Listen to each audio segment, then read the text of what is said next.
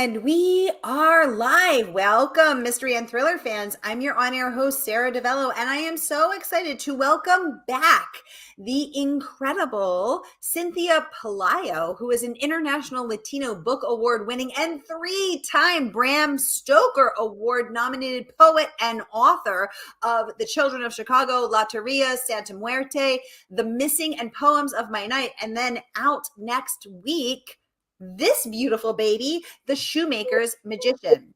Cynthia, welcome back. Tell us about this book. Thank you. First of all, thank you for having me. It's great to be back. This is it's wild. We're back, and book 2 is out in the series. And so, Children of Chicago was the first in the Chicago series.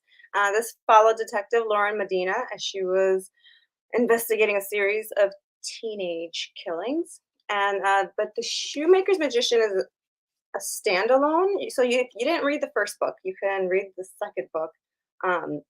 It's an entirely new cast of characters, and it follows Paloma Ramos, who's a horror host on YouTube, and her husband Sebastian, who's a homicide detective, who is investigating a series of murders at historic some of them are abandoned movie palaces throughout the city of Chicago. And it also follows a famed horror host in the city, and it discusses a lot about Chicago's silent film history and the history of the horror host and the history of horror films. So it's out on March 21st. Yay! So out next Tuesday. Cynthia's coming on tonight to give us a special inside peek into the book. So Cynthia, let's get right down into it. First, I just want to welcome everybody. We're broadcasting live to 6 different destinations across Facebook and YouTube. So no matter where you're watching from, you're in the right place. This is the right time. It is Mystery Monday, and because Mondays can be murder, we're going to make them a little less painful. If you've been here before, you know the drill. And if you're new, here's the drill. Every Monday, I give you my handpicked featured authors, and you get to ask them anything.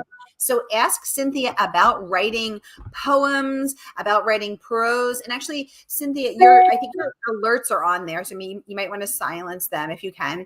Ask her about her award-winning, award-nominated, amazing work. Ask her, what's the deal with horror? Why do you like to be terrified? Why do you like to terrify us? So many questions. So let's dive right in. Cynthia, how long did it take you to write this book, and why did you want to write it?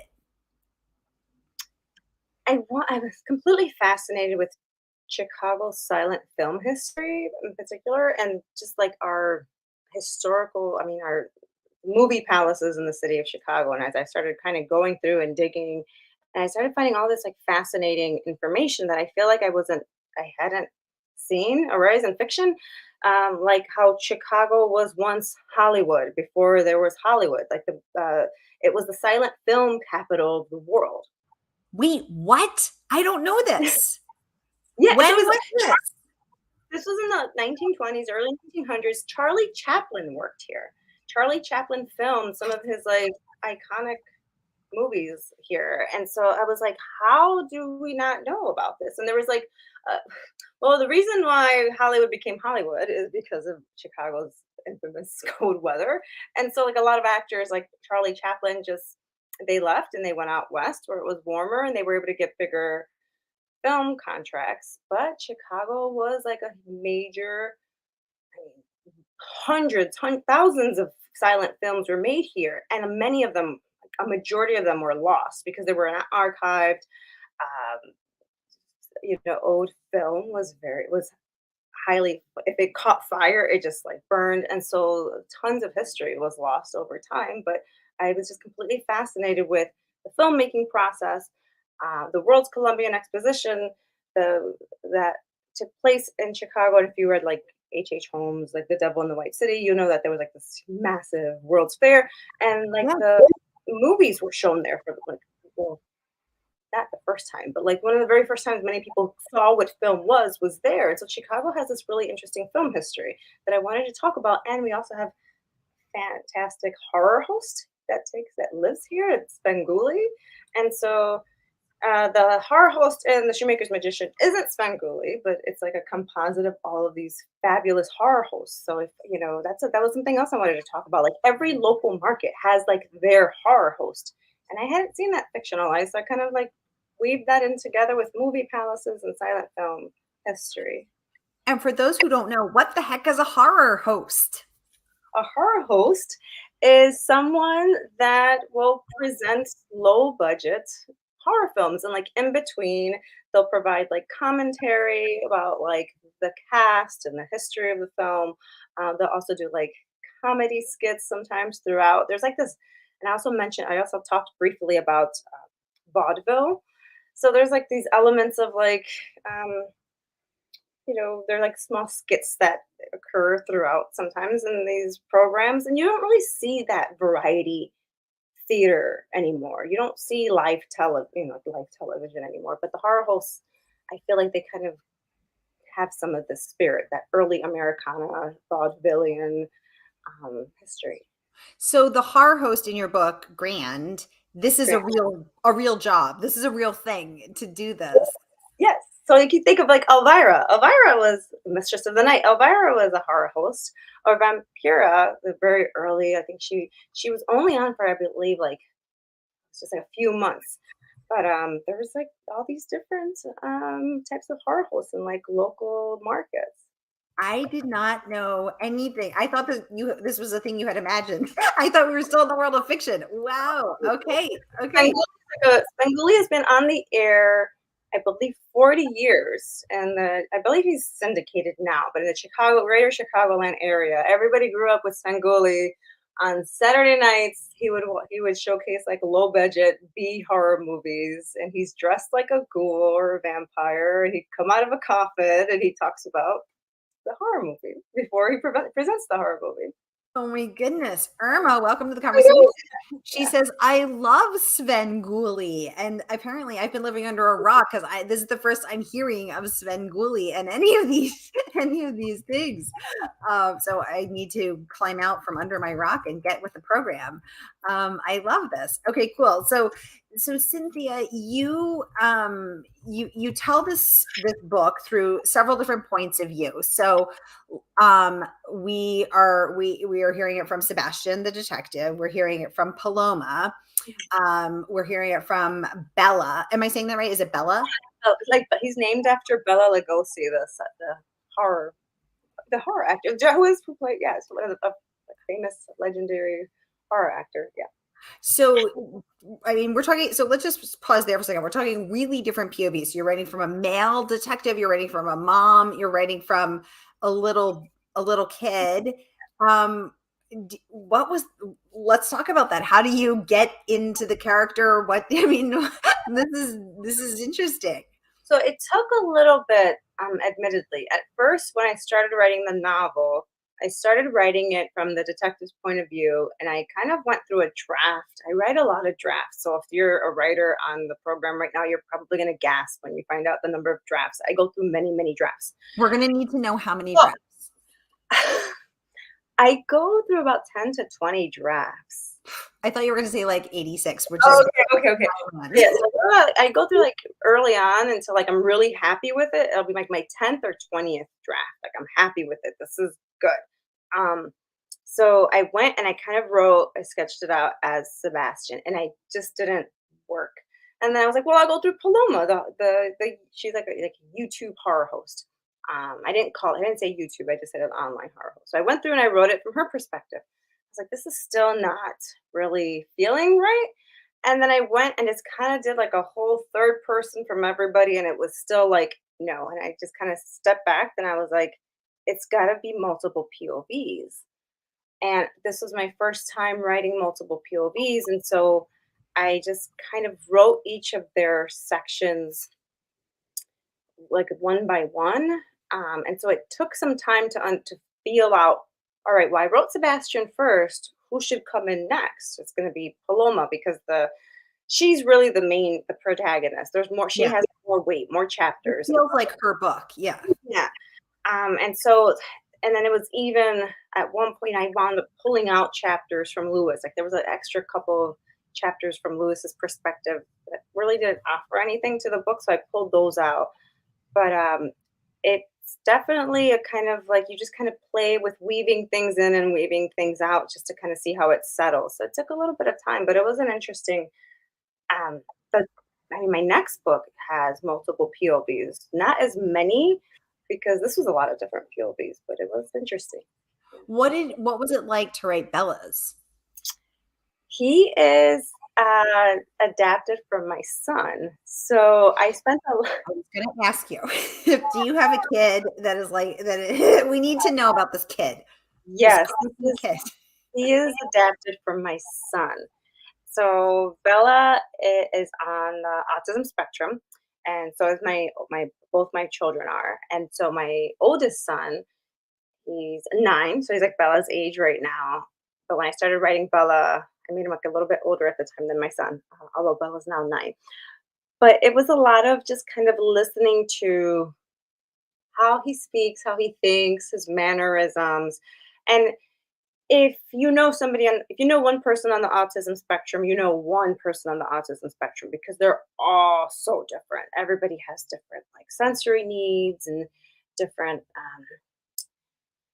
mannerisms. And so it, that was a really delicate point of view because it's like I'm writing from a child and then I'm writing from like a protected population, somebody that has a disability. So it was a lot of being cognizant of the language I was using to describe him and how adults were looking at him or responding to him. So that was very interesting. Although he was a lot of fun. I had like the most fun like writing Bella because he just was funny. He's just completely funny because he looks at the world so differently and he's just like at one point a little girl's crying and he's like, I don't know why she's crying. Like it just didn't matter. He didn't understand why she was upset because to him it was just like a word that was used and he's like, well, how can that word make somebody upset? So I thought that was fun.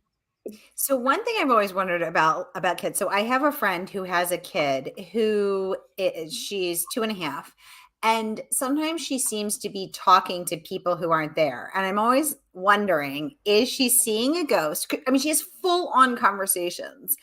And if you ask her who she's talking to, she'll say the ghost. And I have wondered so much if Nina is seeing a ghost that, you know, how they always say like kids can see things because they aren't burdened by, you know, logic or, you know, people telling them that there's no ghost there or whatever. Like they just see things more innately. So I have wondered wondered, does Nina see ghosts and I don't see them, which would be fine? Or is she going to be a writer someday? So she's she's a very vivid and imaginative child. And I just wonder because, or does she have an imaginary friend? A lot of kids have this. And so I don't want to give anything away, but I just have always wondered this about kids. And so when there's a scene with Bella, you know, telling imaginative stories to his mom, I was like, I bet this is drawn from a real life experience. So do your kids see ghosts? Do you?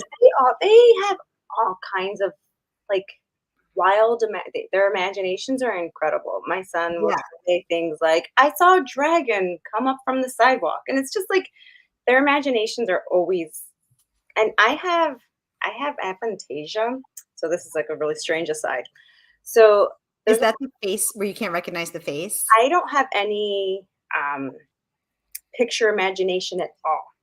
Oh, okay. Okay. So I don't see as if you tell like an average person, imagine an apple. I don't see anything. It's just black up there.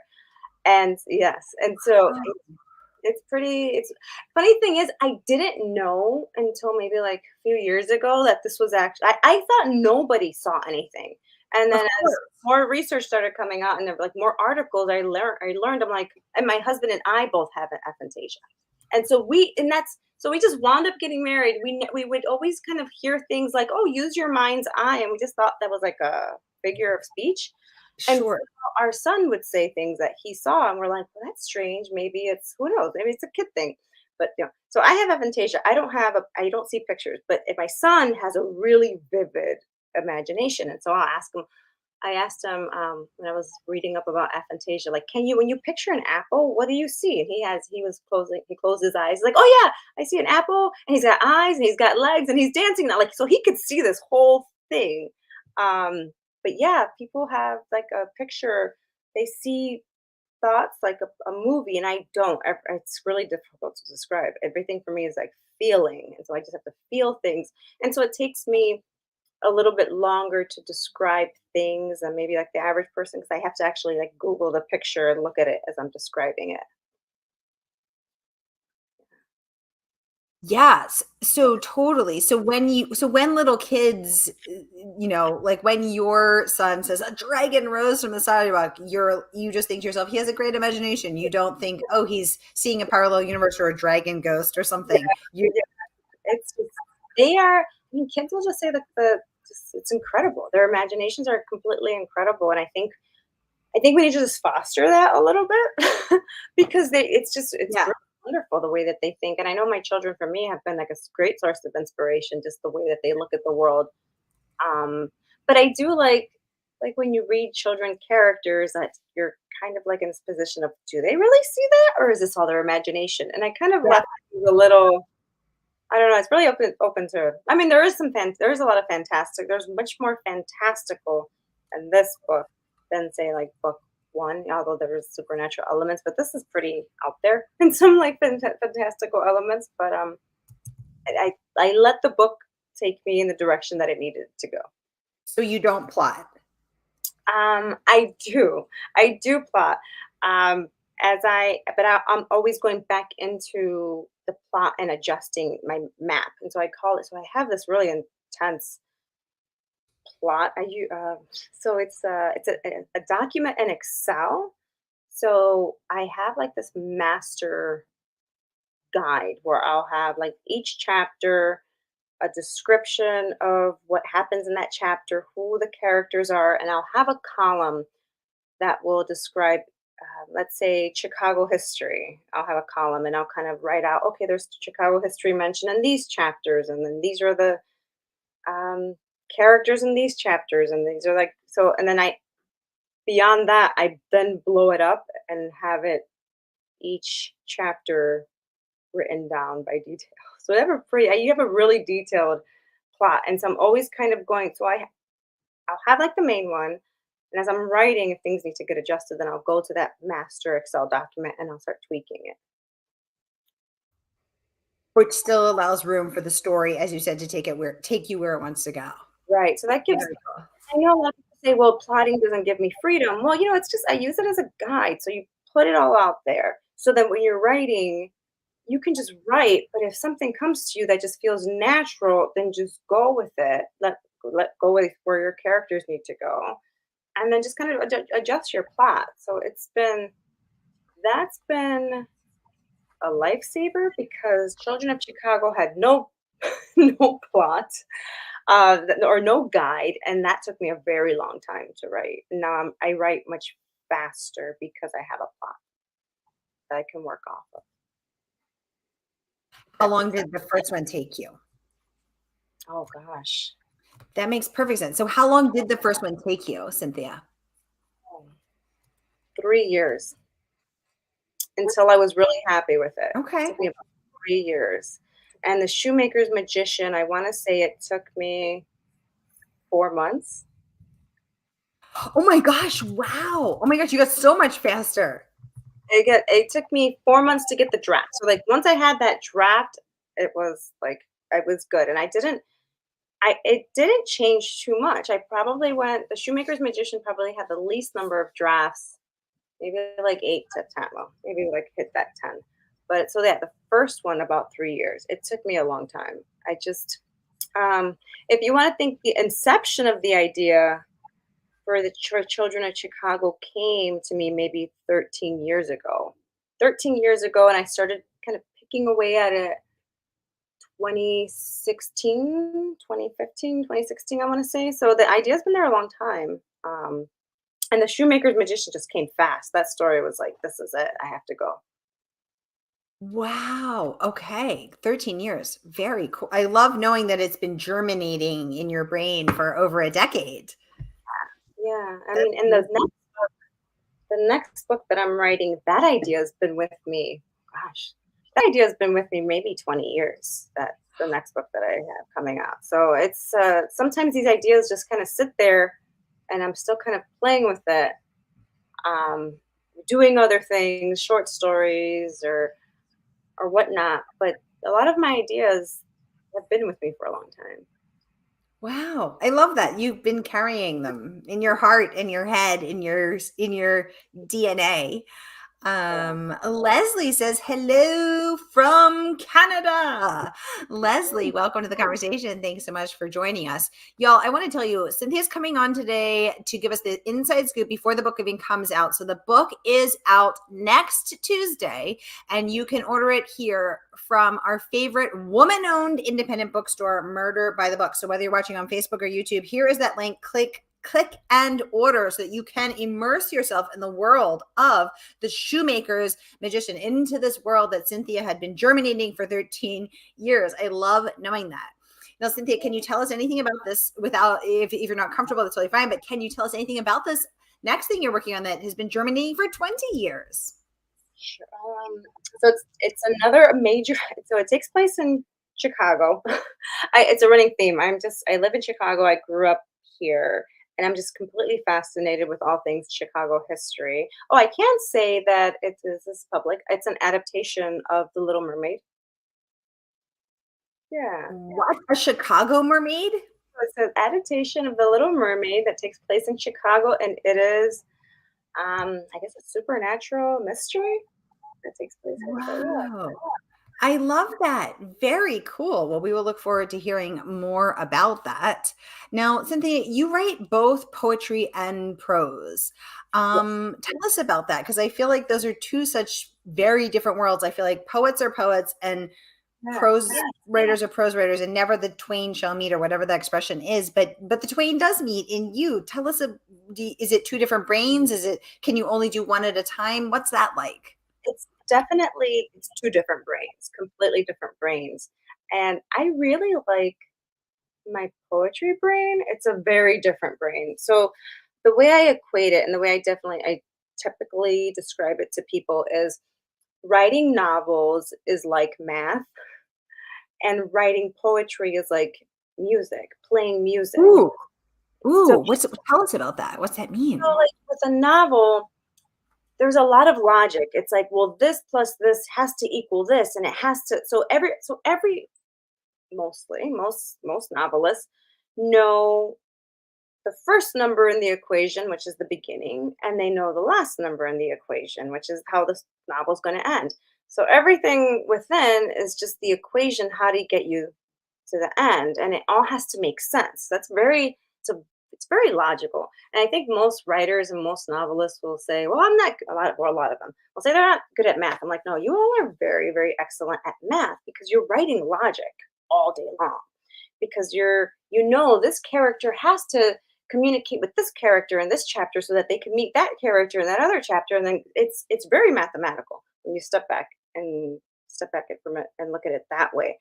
And with poetry, it's condensing a feeling or an emotion or an image into words, and it's very compact. So it's a very like concentrated, like almost like juice concentrate, as opposed to like fresh squeezed orange juice. You have like all this orange juice. You have a concentrate, and it has to communicate something really strong in the least amount of words possible. Where a novel communicates so much emotion with so many words, a poem has to communicate so much with such few words. And then it's also visual, because of the way the lines and the words are presented on the page. A poet needs to take that into consideration too. But I love writing poetry. It's a nice break. For me, I like to write poetry in between my novels, just to kind of like give my brain a little like watery kind of break. It seems very like, I don't like going to the spa or something. It just feels like very like soothing and relaxing to me, writing poetry. I love that. It's so interesting, because I think I had always told myself this narrative, like, oh, I don't understand poetry. Like, I'm not fancy enough to understand poetry. Like, I thought I couldn't get it until I started reading Amanda Gorman, and I was like, oh, I totally get this. Like, it resonated on such a deep level, and the efficiency of her words, and how she's able to communicate what would take me like 10 chapters in one sentence. I'm like, oh my God, this is brilliant. And now I feel like I'm getting into poetry more, so that's so cool to learn a little more. I love watching her perform poetry. Like, she's on YouTube. Beautiful. So beautiful. Like the way she does, it's very captivating. So I really enjoy watching her. Yeah, it's like a hand ballet. It's so beautiful. And then, oh gosh, it's just beautiful. I think she's a wonderful poet and speaker, and then just a performance artist too. And I don't think we think about that when we watch some poets, and even read some readers alone are writers are very great performers, and they perform their work. So Well, if Cynthia, you yourself are a three-time Bram Stoker nominated poet, so you're clearly doing well on the poetry front as well, which is very, very cool to see you switching back and forth. I don't think I know anyone else who does that, so I love knowing that. it's not that many. There are not many people that cross and do both, but I think it gives me. I feel like some of it has been seeping into my novels more recently, some more, which is I never used to kind of cross that before, but now I'm like, you know what? This sounds really nice. I'm just gonna put it in there. It sounds very poetic. I'm just gonna throw it in there, and then if it doesn't make sense, then my editor will tell me. I did notice that as I was reading, I was like, there were, and again, I don't know very much about poetry, but there were a couple times where I was like, oh, that's a very efficient sentence with very few words, and it has a lot of feeling. And I was like, I wonder if that's like, it felt like poetry. I really want the opportunity to do more of that. It's not gonna happen in the next novel, but it's something I'm thinking about for like maybe my next poetry project. That how can I kind of make a little one of my last poetry collection was actually like a narrative poem where it was from the What's first a narrative poem? What's that mean? it was the entire collection was a story. So you couldn't I mean you could read like one poem here, one with there, but you would the way I wrote it, you'd have to read poem one to the end in order to see how the story played out. Oh, very cool. Okay. Oh, okay. Okay. I do know what that is. Okay. Yes. Very cool. Oh, I didn't know that was the name of it. I love that. So I'd like to do more of that. That just seems it's just a nice, like it's a very nice mental break, especially after like tackling the math of the novel. Because like I said, that I really feel like a novel is a mathematical feat because there's a lot of I'm convinced people that write novels are magicians because not only are you creating a world, that's already captive. That's already amazing. Not only are you creating a world, but then you're writing it out so it makes sense. Everything just kind of falls in line. Not just any musician, a shoemaker's magician. And the shoemaker's magician is actually a person that if that is a historical figure. So if you read the novel, you'll learn. I like to do that where I like to drop the title of the novel into the novel so that you know what I'm talking about. And I did that with Children of Chicago, or it was set in there by a character, and it was like the significance of the title came through. And so the significance of the shoemaker's magician comes through kind of closer to the end where you're like, or in the middle where you're like, oh, that's who the shoemaker's magician is. Well, that's fascinating. So now we know this is a trademark Pelayo move to drop. So now you're just going to do this. Yes. The title will be dropped in as an Easter egg. I think that's what the cool kids are calling it, as an Easter egg for the readers. We can count on this going forward. It happens in the next one too. So yes, but that's your third one, Cynthia. After 3, that's a pattern. No, it's now I kind of have to make sure every time I have a title, it's like, okay, does it make sense to stick it in there somehow? Right, you could do it once or twice and get away with it, but once you do it 3, people are going to be doing it now for it. Yeah. Now you're committed. No, you're committed. Now you have to do it. I am there. Oh my gosh, you guys, we are out of time, but I want to tell you this book is out next Tuesday. This is Cynthia's first pre-launch event. She's coming on here to tell us all the things. Click and order our favorite woman-owned independent bookstore, The Shoemaker's Magician. Hold your book up one more time, Cynthia. The Shoemaker's Magician. So grab your copy. Here again is that link, and let us know what you think. As always, all the good tea is spilled. We talk all about what we're reading, what we're thinking about, what we're reading over in the Mystery and Thriller Mavens Facebook group. So join us, free and open to all.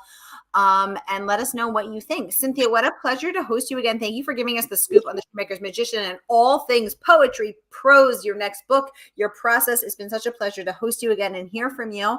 And we will look forward to having you back when your next book is out. Thank you so much. This was wonderful. Thank you. That's a wrap from us, you guys. Happy Mystery Monday. Have a great rest of your week, and I will see you next Monday because Mondays can be murder. Have a great night.